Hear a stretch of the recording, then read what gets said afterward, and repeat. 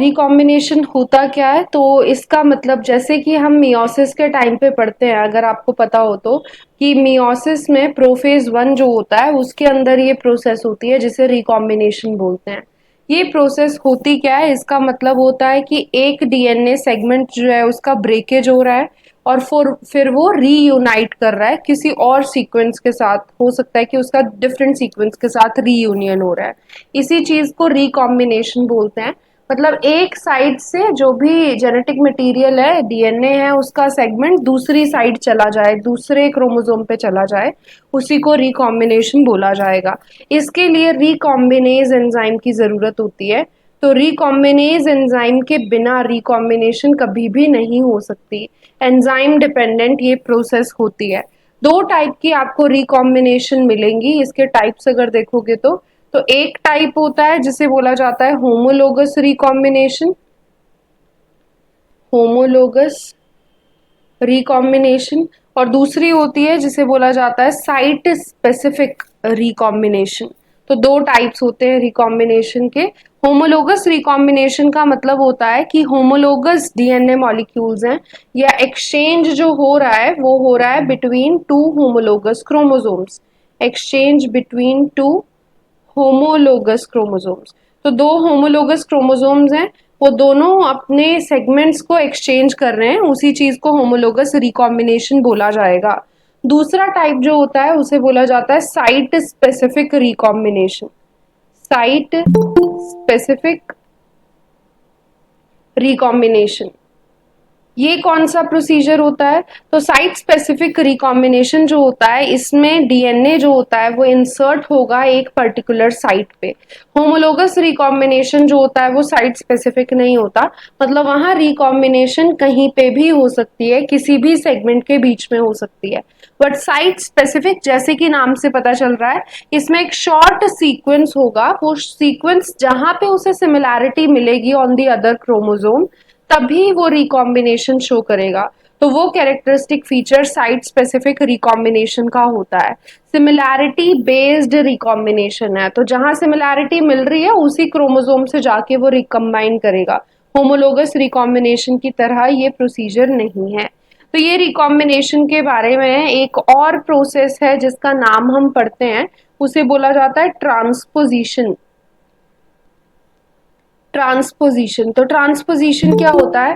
Transposition जैसे site specific recombination था या होमोलोगस रिकॉम्बिनेशन था, वो सिर्फ होमोलोगस रीजन्स के थ्रू ही हो रहा था। जहां पे होमोलोगस रीजन मिले वहीं पे रिकॉम्बिनेशन कैरी आउट हो रहा था। बट जो ट्रांसपोजिशन होता है ये रिलाय नहीं करता ऑन सीक्वेंस होमोलॉजी। तो सीक्वेंस होमोलोगस होना जरूरी नहीं है इन द केस ऑफ ट्रांसपोजिशन। तो ये बहुत ज्यादा इंपॉर्टेंट है, यहाँ याद रखना। तो ट्रांसपोजिशन इन दोनों रिकॉम्बिनेशन से अलग है, क्योंकि वहां पे रिकॉम्बिनेशन हो रहा है बट विदाउट सीक्वेंस होमोलॉजी। अब ये दोनों जो प्रोसेसेस हमने डिस्कस करी, homologous and site specific recombination, इन दोनों को हमें थोड़ा डिटेल में पढ़ना है। इनको पढ़ना बहुत ज़्यादा ज़रूरी है, तभी जाके आप डीएनए रिपेयर मैकेनिज्म्स के बारे में पढ़ पाओगे। क्योंकि अगर होमोलोगस आपको ये पता चल गया कि रिकॉम्बिनेशन कैसे हो रहा है, अब वो रिकॉम्बिनेशन अगर फेवरेबल नहीं है या फिर उसकी वजह से कोई म्यूटेशन क्रिएट हो गई, तो उस म्यूटेशन को ठीक करने के लिए डीएनए रिपेयर मैकेनिज्म्स का भी होना बहुत ज़्यादा ज़रूरी है। तो अभी हम होमोलोगस रिकॉम्बिनेशन पढ़ेंगे, फिर उसके बाद साइट स्पेसिफिक रिकॉम्बिनेशन के बारे में डिस्कस करेंगे। इंपॉर्टेंट टॉपिक है ये, इसीलिए मैं यहाँ स्टार मार्क कर रही हूँ। आपको इससे रिलेटेड क्वेश्चंस आते हैं, तो अच्छे से समझना इस पूरी प्रोसेस को। होमोलोगस रिकॉम्बिनेशन कैसे होता है और साइट स्पेसिफिक रिकॉम्बिनेशन का प्रोसीजर जो है वो कैसे कैरी आउट होता है। अब होमोलोगस रिकॉम्बिनेशन जो होता है, इसमें आपको याद रखना है कि this process is also known as general recombination.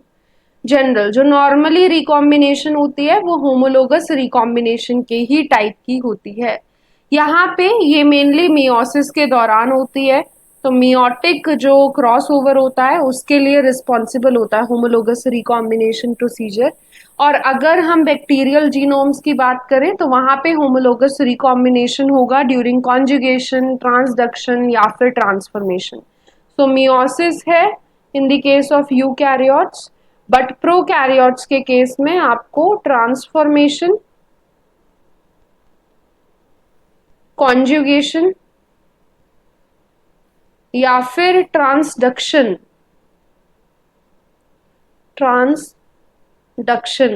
इन तीनों में से किसी प्रोसीजर में आपको देखने को मिलेगा homologous recombination in the case of bacteria यानी प्रोकैरियोट्स में। और होमोलोगस रिकॉम्बिनेशन में क्योंकि होमोलोगस क्रोमोसोम्स हैं जिनके बीच में एक्सचेंज हो रहा है, इसीलिए यहाँ पे रेसिप्रोकल एक्सचेंज टर्म यूज की जाती है। रेसिप्रोकल एक्सचेंज का मतलब क्या होता है कि जो भी एक्सचेंज होगा जेनेटिक मटेरियल का या डीएनए सीक्वेंस का, वो दोनों क्रोमोसोम्स की साइड से होता है। ऐसा नहीं है कि सिर्फ एक ही क्रोमोसोम है वही एक्सचेंज कर रहा है, वही मेनली ट्रांसफर कर रहा है किसी पर्टिकुलर डीएनए सीक्वेंस को, दूसरा वाला नहीं कर रहा। इसीलिए हम एक्सचेंज बोल रहे हैं। एक्सचेंज मतलब दोनों क्रोमोसोम्स की इन्वॉल्वमेंट है।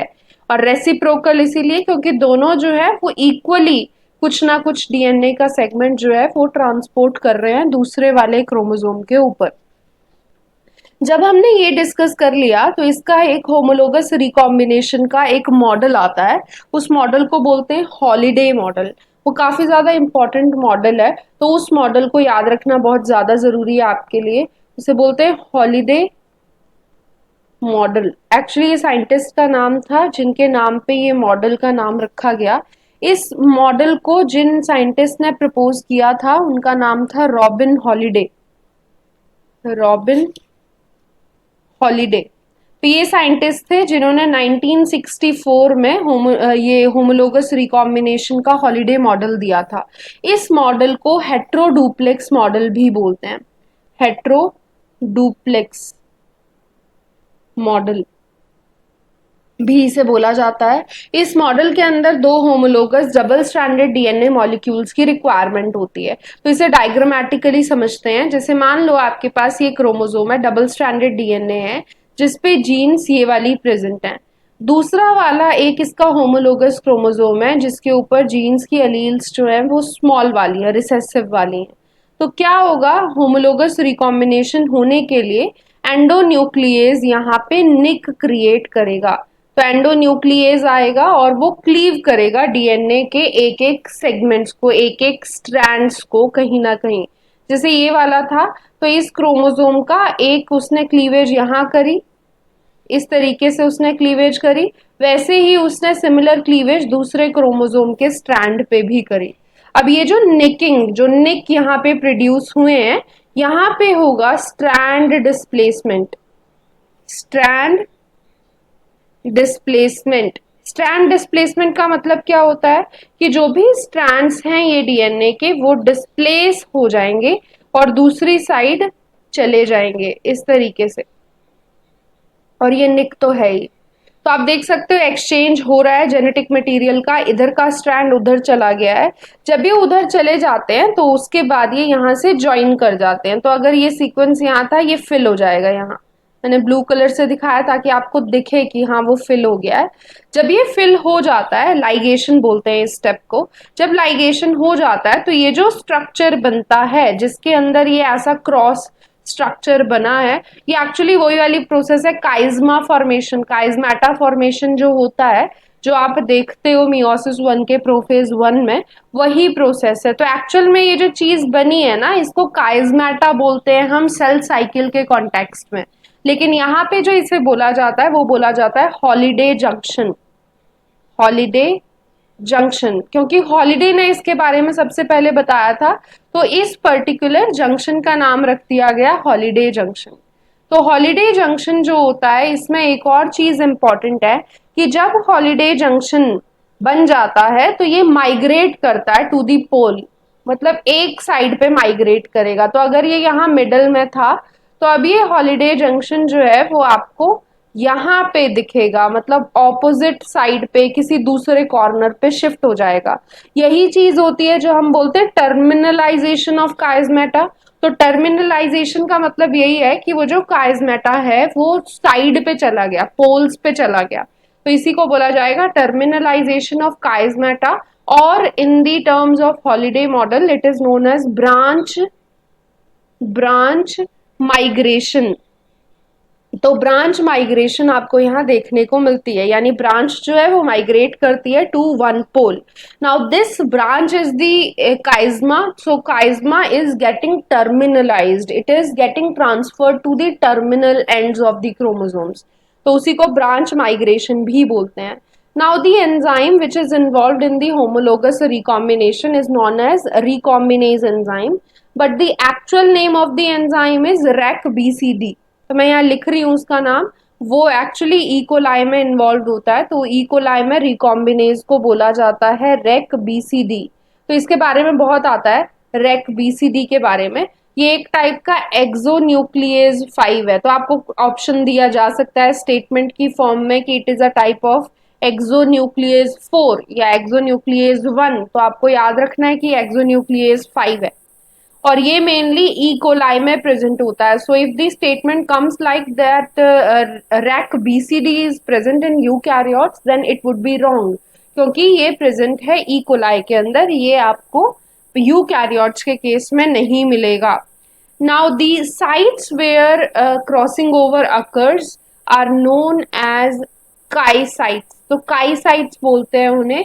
काई साइट्स का एक्चुअली में जो फुल फॉर्म होती है काई का, वो होती है cross over hotspot, cross over hotspot instigator, instigator. तो क्रॉस ओवर हॉटस्पॉट इंस्टिगेटर यानी काय साइट्स किन्हें बोला जाता है, तो आप याद रखोगे वो बोला जाता है उन साइट्स को जहां पे क्रॉस ओवर होगा। तो क्रॉस ओवर कौन सी वाली साइट्स पे होता है, ये जनरली होता है जहां पे भी वो काइज्मा फॉर्मेशन हुआ है, वो है वो रीजन एक्चुअली। तो ये बाइंड करते हैं, रैक बीसीडी जाके बाइंड करता है काय साइट्स पे और वहीं पे फिर क्रॉस ओवर यानी होमोलोगस रिकॉम्बिनेशन कैरी आउट करवाता है। क्लियर है ये सबको? Yes ma'am. Yes ma'am.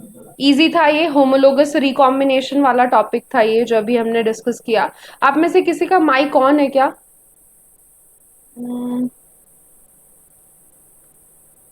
Just a second.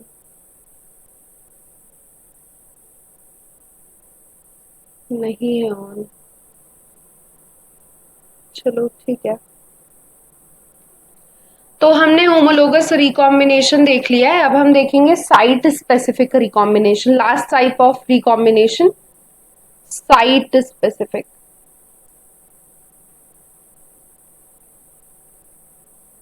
अब ये जो साइट स्पेसिफिक रिकॉम्बिनेशन की प्रोसेस होती है, ये जनरली इनिशिएट होती है बिटवीन टू डीएनए मॉलिक्यूल्स। तो दो डीएनए मॉलिक्यूल्स के बीच में होगी, जैसे कि होमोलोगस रिकॉम्बिनेशन हो रहा था वैसे ही, बट ये दोनों डीएनए मॉलिक्यूल्स ऐसे होते हैं जिनमें शॉर्ट सीक्वेंस होता है which is common, short sequence is common. तो बहुत बड़ा सीक्वेंस उनके बीच में कॉमन नहीं होता, बहुत छोटा सा सीक्वेंस होता है जो कॉमन आपको मिलेगा साइट स्पेसिफिक रिकॉम्बिनेशन के दौरान दो डीएनए मॉलिक्यूल्स के बीच में। और ये जनरली आपको कहाँ देखने को मिलता है, तो ये तब देखने को मिलता है जब बैक्टीरियोफाज का डीएनए इकोलाई के डीएनए के साथ इंटीग्रेट करता है। ये आपने पढ़ा होगा प्रोफाज के दौरान। तो प्रोफाज जो बनते हैं, मैंने आपको एक क्वेश्चन में बताया था आई थिंक, तो प्रोफाज जो होते हैं वो बनते हैं जब बैक्टीरियोफाज का डीएनए बैक्टीरिया के डीएनए के साथ इंटीग्रेट कर जाता है। ऐसा होता है इन the case of lysogenic cycle, मैंने बताया था। तो लाइसोजेनिक साइकिल में ऐसी चीज होती है, तो वहां पे आपको साइट स्पेसिफिक रिकॉम्बिनेशन देखने को मिलती है। इसे बोलते हैं integration of bacteriophage lambda DNA into E coli. तो बैक्टीरियोफाज लैम्डा डीएनए का ई कोलाई के डीएनए के साथ integration is site specific recombination. और साइट स्पेसिफिक रिकॉम्बिनेशन के लिए जनरली एक टाइप की साइट्स की रिक्वायरमेंट होती है, जैसे वहां काई साइट्स थी, यहाँ पे रिक्वायरमेंट होती है अटैचमेंट साइट्स की, अटैचमेंट साइट्स। तो अटैचमेंट साइट्स को एटीटी बोलते हैं, इनकी बहुत ज्यादा जरूरत होती है यहाँ। और ये जो अटैचमेंट साइट्स होती हैं in the case of bacteria, these sites are known as ATT B और बीओबी डैश। एटीटी बी बोलते हैं, B is for bacteria and the phage वाली जो होंगी, phage attachment sites are known as POP dash और ATTP, इस तरीके से बोलते हैं इन्हें। तो ये जो अटैचमेंट साइट्स होती हैं ये होती हैं जिनमें ओ सीक्वेंस कॉमन है, देख सकते हो आप। So this is actually depicting the short sequence which is common between both the DNA molecules. So O is common between the bacteriophage and the bacterial DNA, while B, P, B dash, P dash sequences are different. तो कुछ sequence short सा sequence होगा जो common होगा दोनों के बीच में, बाकी सब डिफर करेगा। Now these attachment sites are very much required for the crossing over और दी रिकॉम्बिनेशन प्रोसेस, जो कि साइट स्पेसिफिक यहाँ हो रही है। अब यहाँ पे जो रिकॉम्बिनेज एंजाइम की रिक्वायरमेंट होती है उसे बोलते हैं लैम्डा इंटीग्रेज। लैम्डा इंटीग्रेज वहां था रेक बीसीडी। तो रेक बीसीडी जब भी आपको ऑप्शंस में दिया जाएगा याद रखोगे कि वो होमोलोगस रिकॉम्बिनेशन की बात कर रहा है। जनरली आपको रेक बीसीडी का ही दिया जाता है, लैम्डा इंटीग्रेज का जनरली नहीं देते हैं, क्योंकि साइट स्पेसिफिक रिकॉम्बिनेशन से इतना ज्यादा क्वेश्चन नहीं आते हैं। ज्यादातर आपको होमोलोगस रिकॉम्बिनेशन से देते हैं, क्योंकि that is the main event which is occurring in the prophase 1 of meiosis 1 and that event is responsible for the production of gametes. तो इसीलिए वो वाली प्रोसेस ज्यादा इंपॉर्टेंट है इसके कंपैरिजन में, इसीलिए उससे ज्यादा क्वेश्चंस आते हैं। अब हम देख लेते हैं कि एक्चुअल में साइट स्पेसिफिक रिकॉम्बिनेशन होता कैसे है। तो मैं यहाँ पे आपको एक डायग्राम बना के दिखा रही हूँ। जैसे कि मान लेते हैं कि आपके पास है ये circular double stranded molecule which is known as the lambda DNA.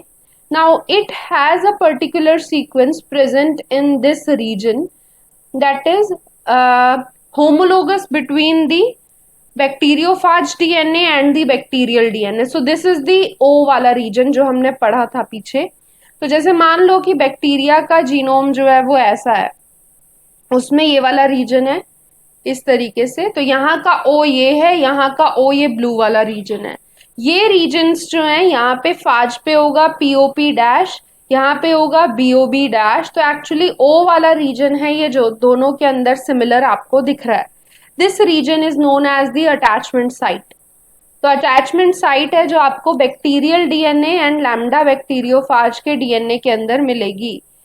And after the attachment, जब ये अटैचमेंट साइट से ये दोनों डीएनए मॉलिक्यूल्स अटैच हो जाएंगे तो आपको रीजन जो मिलेगा वो रीजन इस तरीके का मिलेगा। So this is the region, this is the blue वाला रीजन जो यहाँ ऐसे कर्व सा बना है वेवी सा, और फिर ये स्ट्रेट वाला। तो एक्चुअली क्या हुआ कि बैक्टीरियोफाज के इस रीजन के बीच में ये इंटीग्रेट हो गया। So this is known as the site specific integration. Site specific integration, site specific integration क्यों बोलते हैं? Because there is integration at a particular site.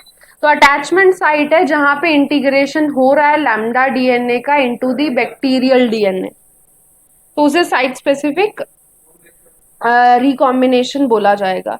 यहाँ पे ये जो रीजन बन जाएगा आप, ये बन जाएगा बीओपी डैश और ये बन जाएगा POB dash. Instead of BOB dash and POP dash ये बन जाएंगे BOP dash and POB dash. तो थोड़ा इनका रीजन जो है वो अलग हो जाता है क्योंकि रिकॉम्बिनेशन हो गया है। इस चीज को बोलते हैं साइट स्पेसिफिक रिकॉम्बिनेशन। इस तरीके से साइट स्पेसिफिक रिकॉम्बिनेशन आपको देखने को मिलती है।